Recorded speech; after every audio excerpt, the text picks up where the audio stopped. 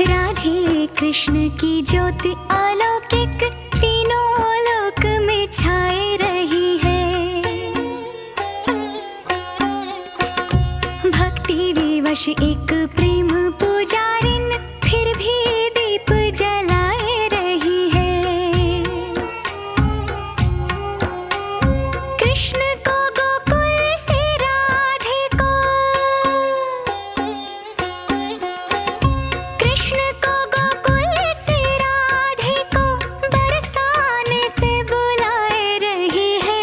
दोनों करो स्वीकार कृपा कर जोगन आरती गाए रही है। दोनों कृष्णकांत जी, पूनम के लिए एक लड़का मेरे ध्यान में है।